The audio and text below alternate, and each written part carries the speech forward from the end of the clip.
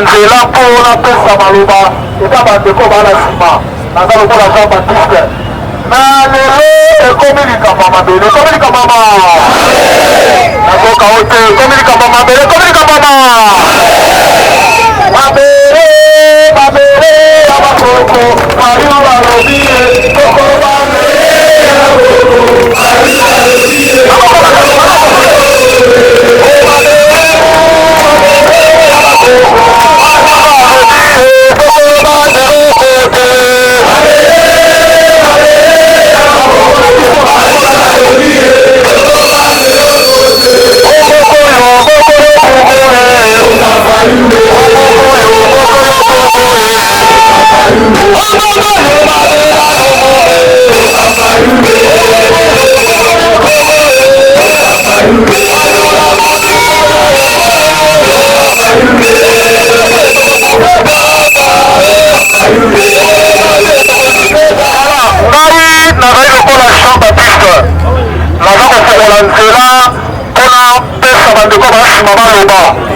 parce que le commandant du peuple Chilombo moïse wa pouvoir Malami Balé alingi apota mapapu achanger constitution pour entrer dans le pouvoir ya président Eli alobi ekosalema te ekosalema bandeko bana nsima bakotala liposidi ya makambo balobi na présente bato nabika soki na koprésente bango Chilombo moïse wa pouvoir Malami Balé alingi apota mapapu achanger constitution pour entrer dans le pouvoir ya président Eli alobi ekosalema te ekosalema bandeko bana nsima bakotala liposidi ya makambo balobi na présente bato nabika soki na koprésente bango exécutif provincial ya Kamboli malamu ndeko Justin Paipai ye nde mokonzi na biso nyonso awa na Kambo topesele maboko tika zali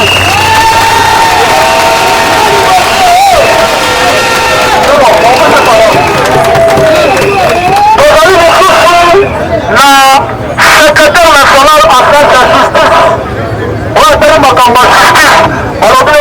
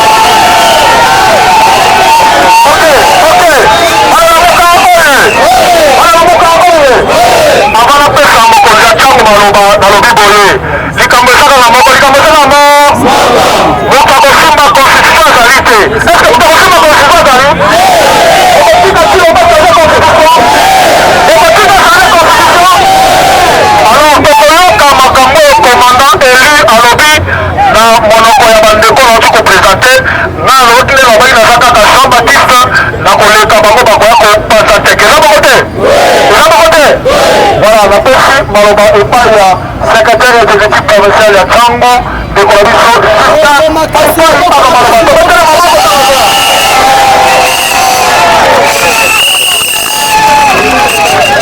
bana matafailu oye bana namuka oye atuka bandeko bana mboka bana Tsangu likambu eza kaka moko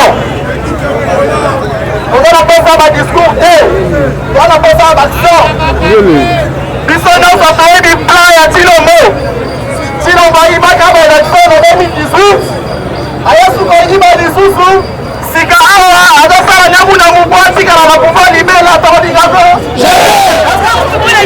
omoka na ete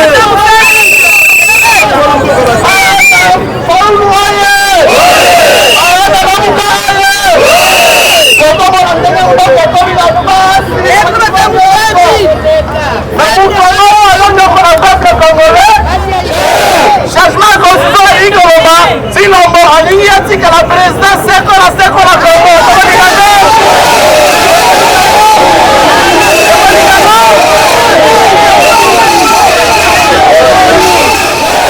changement constitution ikoloba Tshilombo alingi atikala président sekola Kongo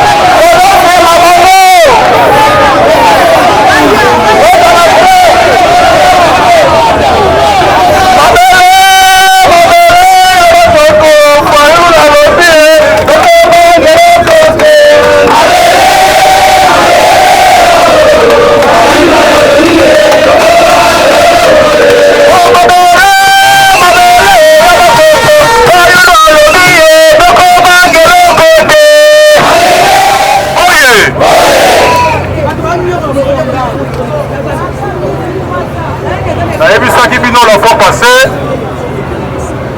biso nyonso il faut tozwa kanda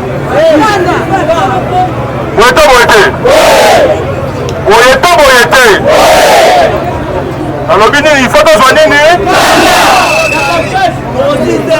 namoni bino otondi meke awa toye koyiba ngo baboka toye awa po toyebisa Tshilombo na bakamaradi na ye akotouche constitution ya mboka Kongo soki moke nalobi nini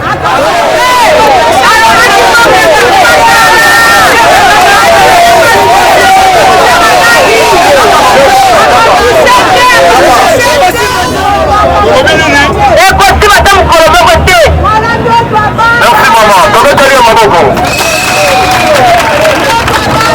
oye awa meke mpona koyebisa Tshilombo akochange constitution ale to répéte yango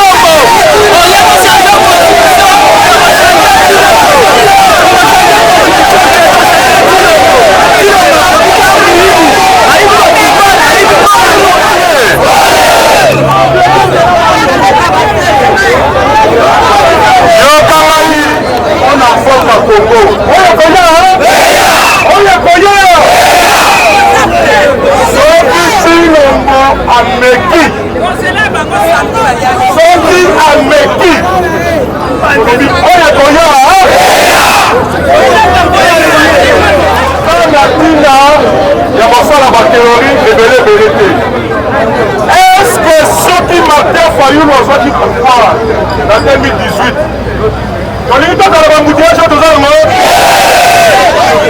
tolingi tozala banzela badusu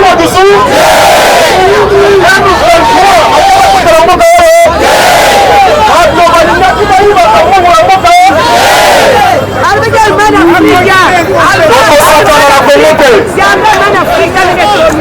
tokosakana na Kongo te. Awa makanisi na biso tolobi bakorevize constitution te, bakochange constitution oyo ya biso soki koke yango nalobi na yo zwakanda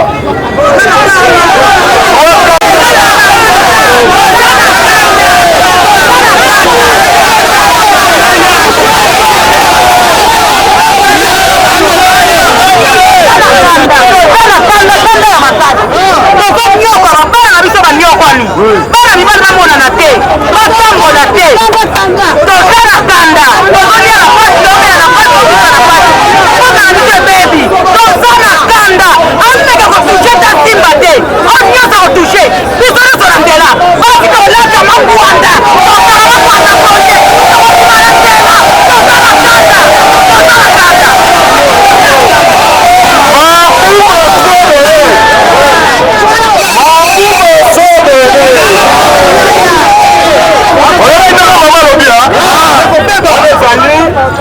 oyo peuple congolais alobi lelo tokokende na ye malembe nalinga efayo boye toza na stratégie contre stratégie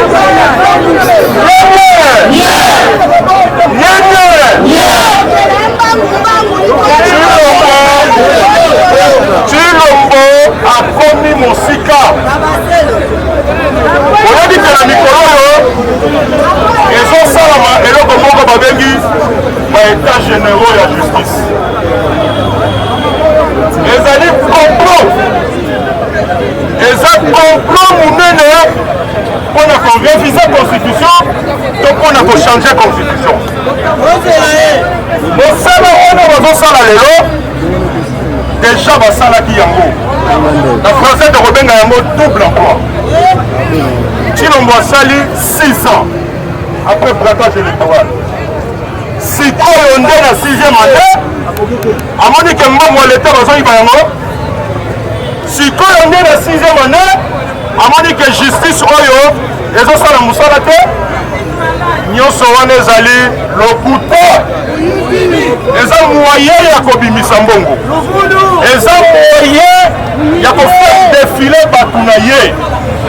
Tomoni kuna eza bato na ye nde bazoya mpo baloba ke il faut to changer constitution, il faut to changer constitution.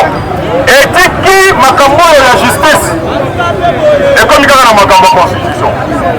Yango nalingi nayebisa yo mwana ya Congo, nayebisa yo mwana ya Tchangu, tokosala susu bateori te kala te.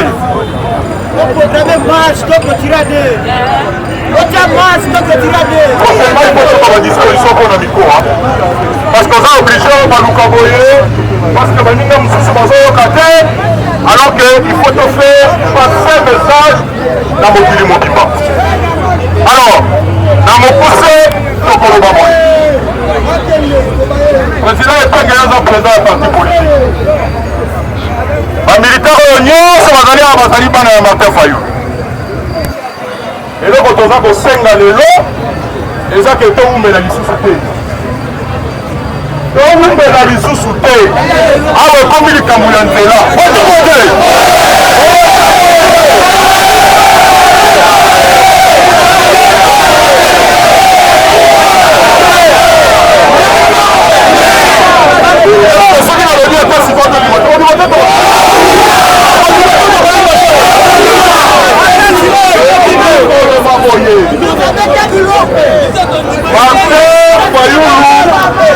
achaka mayele na ye lokola botoni yao tokobetela ye baboko ta tokobetela ye biso moto na moto Et ça peut être voté. Aujourd'hui, pour mobiliser le peuple congolais. Pour bandir déjà mobilisation wana. Donc, on mekeno nzela. Ah, ça sur le Cameroun va rater. On continue à Wendé, il y a bisa maman. Bon, il y a un boka, il y a sorti le voyiba. Boka ezali na pitopane. Chaque jour, par contre, on a mis sur le mboka. Si quand il y a commis, ceux qui aiment 23 mboka, abîmé na enano. Tango bango baboya bakotisi mandoki ya zongi azuna mandoki wana chanson. Complicité. Yango wana lingi na yebisa boye. Kokendela badebat ya pamba. Parce que bazali koumba biso koyebisa biso te toza na état de siège. Awa na mboka oyo badepute balongo bali bazali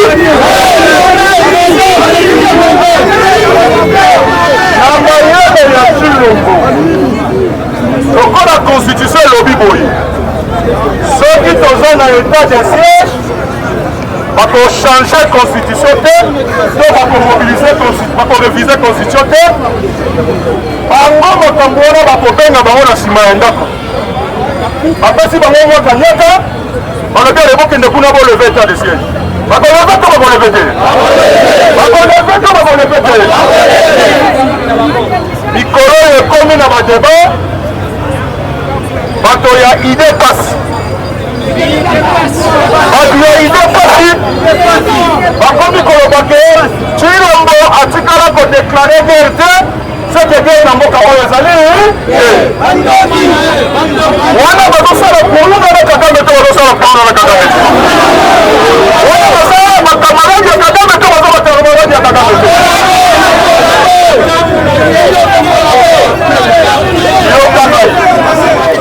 oyo kozala mataka alobaki ke komba oyo ekozala pikapende yango wana nayebisi yo boye osimbi pancarte na yo tombola yango na tombola yango na tonasala mokili awa tosi décision ya kodefendre pate lokola bango basali pikamaradi na bango na Kagame tomoni meme ministre ya affaires étrangères ya Kagame ye bapesi ye bahonneur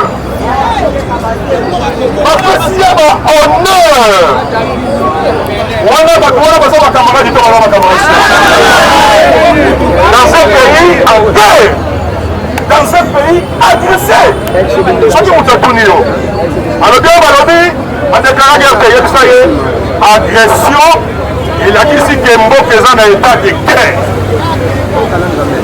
babandaki koboya yango ntango falula alobaki siko bango nyonso bansima yango nayebisi yo peuple ya ntango tozala mobilise okolo tokolobaka ezokoti yango mpe sokumela sute kaka lobi awa bozomona deje mokande ezokimbalisa otomoke ekoyinda kaka mpona